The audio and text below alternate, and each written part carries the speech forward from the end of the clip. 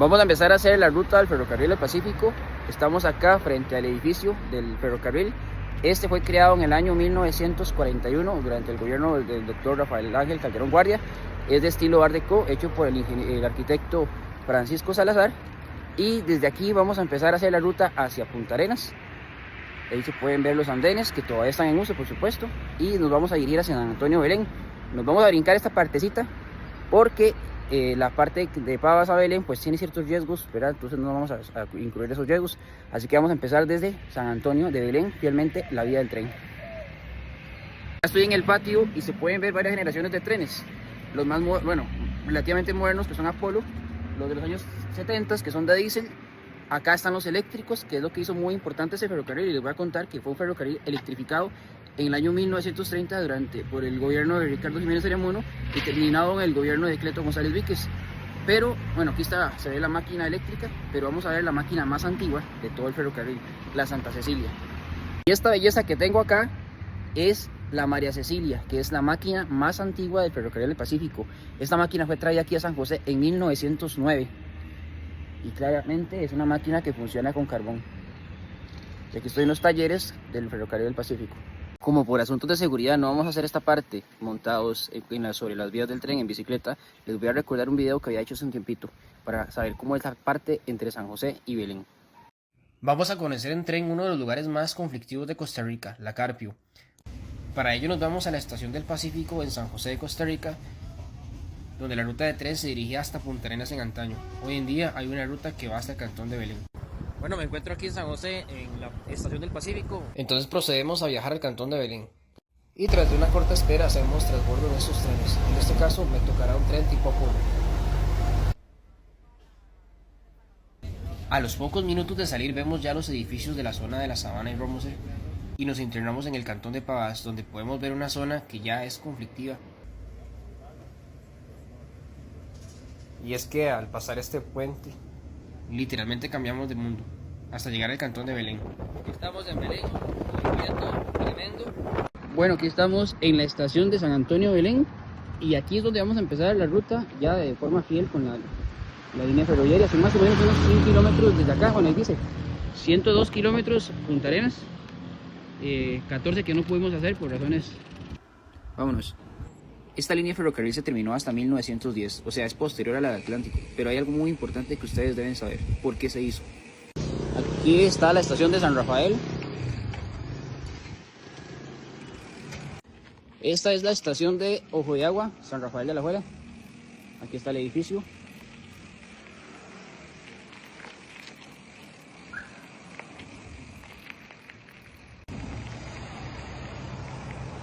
Bueno, esta es la estación de Ciruelas en Alajuela, distrito de La Guásimo. Y está el río Ciruelas. Bueno, aquí vamos del lado del tren, rumbo hacia Siquiares. Y es que lo interesante es que la ruta del ferrocarril del Pacífico fue un contrapeso contra la ruta del Atlántico. Acá estamos en Siquiares, que es un pueblito aquí de Alajuela. Aquí no hay estación, lo que hay es un andén. Estación Siquiares, ahí está el andén. ¿Y qué significa un contrapeso? Para aquella época, la gran empresa United Fruit Company era la dueña de una gran cantidad de activos y negocios, y el Estado había otorgado concesiones. No solo controlaba miles de hectáreas de bananos, sino también el control de los puertos y los muelles. Así que esas tarifas estaban a merced de la gran compañía. Aquí estamos en Turrúcares y aquí está la estación de tren.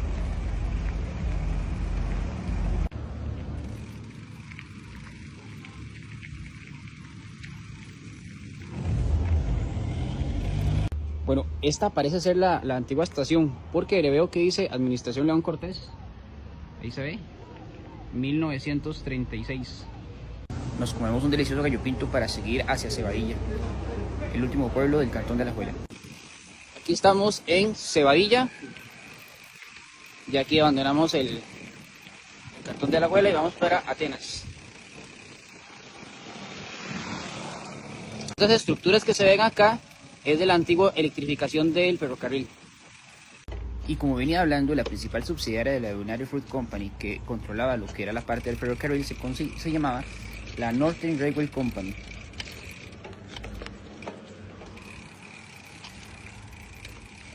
Bueno, aquí ya llegamos al Río Grande. Y bueno, aquí estamos en uno de los principales hitos del ferrocarril al Pacífico, que es el puente sobre el Río Grande. Un puente que tiene un poco más de 200 metros de longitud y una arquitectura bastante interesante. Divide Atenas del cantón de Alajuela. Además de eso, es el puente más alto del ferrocarril de Costa Rica, tanto del Atlántico como del Pacífico, y el segundo más alto de Centroamérica, solo por detrás del puente de las Vacas en Guatemala. Ahí está el puente de la Ruta 27.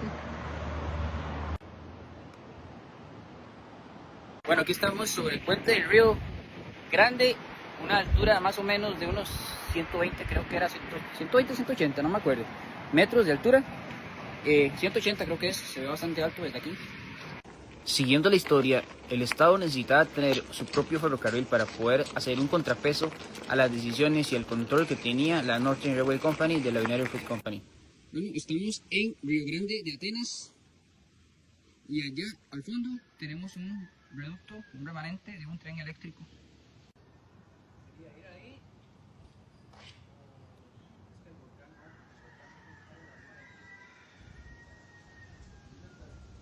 ¿Por qué el tren era eléctrico? Bueno, resulta que en esta parte del trópico seco era muy normal que hubieran incendios por las máquinas de diésel o las máquinas más antiguas de carbón. Entonces, la forma más eficiente de evitar esos incendios era construir un tren eléctrico. La idea nace más o menos por allá de 1926, durante el gobierno de Ricardo Jiménez Oreamuno, y se concreta hasta 1930, durante el gobierno de Cleto González Víquez. Sin embargo, fue el gobierno de Ricardo Oreamuno, Jiménez Oreamuno, que se hizo esa transformación hasta lo eléctrico y se construyeron muchas de las actuales infraestructuras que vamos a ver en el camino, como estaciones de tren. Algunas llegaron incluso hasta la época del presidente León Cortés o el presidente Calderón Guardia. Y ahí está la belleza de un tren eléctrico.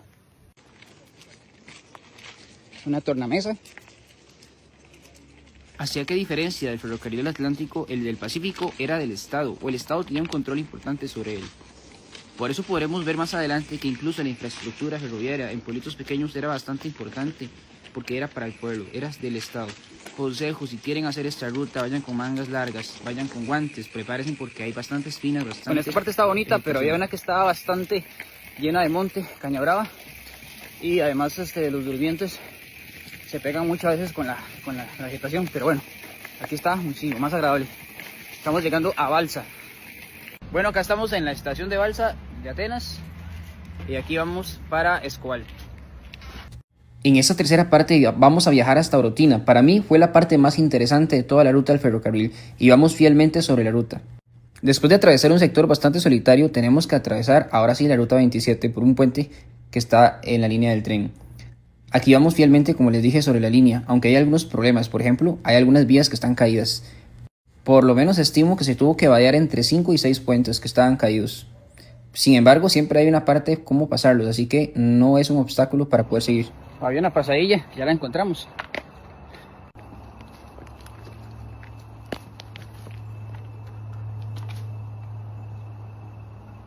Esta parte de la ruta es bastante interesante porque pasa por pueblos que fueron completamente abandonados. Esta parte de la ruta quedó completamente solitaria, exceptando algunos lugares como Escobal. Aquí estamos en la estación de Los Mangos. Nos dirigimos a Escobal.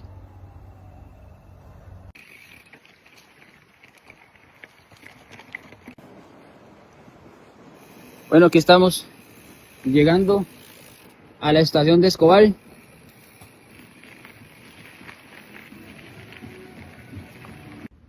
Esta es la estación de Quebradas. Vamos a subir un toquecito acá.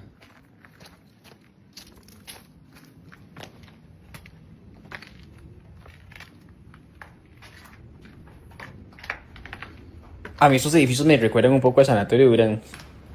¿Y para qué servían? Para muchas cosas. Muchas veces era como almacenamiento de materiales de la línea férrea. Podían ser escuelas, farmacias, etcétera, locales o simplemente lugares donde la gente pues esperaba el tren. Hola.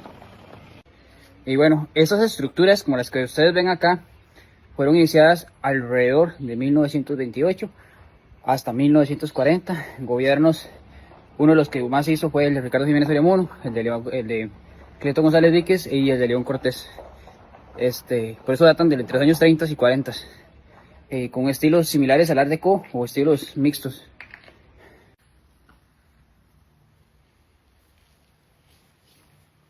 Ahora vamos a ir a la estación de Concepción y es interesante esta estación porque aquí para poder llegar tenemos que entrar río arriba y esa estación era importante. Este es el puente sobre la ruta 27 del río Concepción. Acá, si notamos en el mapa, el ferrocarril, como no se construye un puente de tan gigante magnitud, lo que hace es vadear toda esta zona del río Concepción, dándole una vuelta en V por sus curvas de nivel para poder atravesar este cañón. Lo que ocurre es que la estación de Concepción se encontraba muy cerca de donde estaban las minas del aguacate, por lo tanto se le llamaba también la estación minera. Este es el río Concepción y el túnel que está ahí es un túnel tipo alcantarilla. De hecho lo pasamos por arriba y ni nos dimos cuenta. Esa es la estación de Concepción.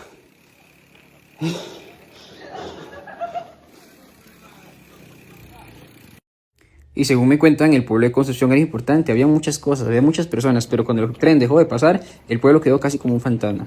En adelante, la ruta se va básicamente por precipicios alrededor de la ruta 27, con una panorámica excelente.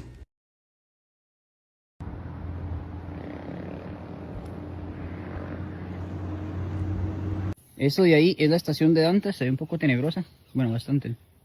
Y de ese lado allá está el tajo que se utilizaba para extraer material del ferrocarril del Pacífico. Lo curioso es que estamos en diciembre, pero suenan relámpagos, truenos, como si estuviéramos en julio o en octubre. El camino entre Dante y Orotina es bellísimo, sin embargo, hay que también aclarar que es importante, como dije antes, llevar mangas y estar preparado para los arbustos, las espinas.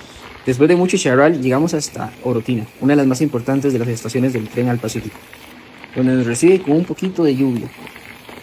Orotina originalmente se llamaba Santo Domingo del Cantón de San Mateo, hasta que por el ferrocarril logra ser un cantón independiente.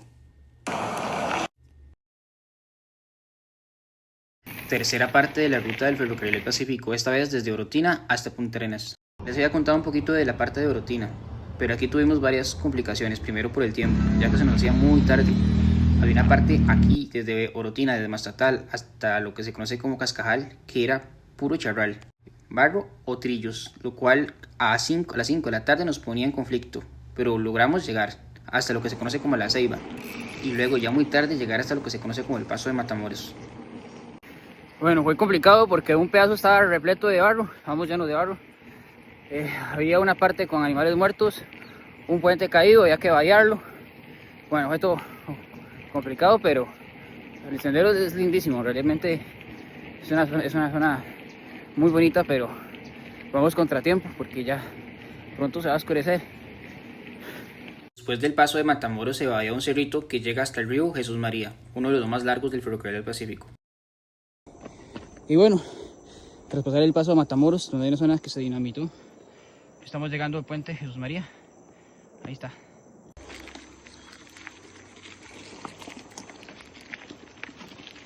Bueno, esta es la estación Tivives. Bueno, aquí estamos en el túnel de Cambalache. Este túnel tiene más de 200 metros de profundidad y está en el cantón de Esparza. Está totalmente inundado. Ok, ese día sí llegué a Punta Arenas, pero íbamos contratiempo. Por esa razón no pude grabar, así que volví otra vez para grabarles con detalles la parte que había faltado de esta ruta de ferrocarril entre lo que es Caldera y Punta Arenas. Aquí tenemos la estación de Caldera. Y aquí vamos a empezar a vadear lo que sería la roca de Carballo. Y bueno, y es que entonces el tren tenía que vadearlo por las rocas del acantilado y luego pasar un túnel que hoy en día pasa por debajo de la ruta entre Caldera y Barranca, y muchos no se dan cuenta que pasan por encima de un túnel ferroviario bastante largo, el túnel Miraflores. Ok, ese es el puente de Miraflores, atravesaba parte de lo que son los acantilados de Carballo y fue dejado de utilizar más o menos entre 1930 y 1940 por los problemas que daba la trocha en la parte del acantilado, porque el tren iba a la parte del acantilado, y luego el río Barranca, que eso se lo lleva el río por la boca. Entonces decidieron pasarlo más adelante, donde actualmente está el puente.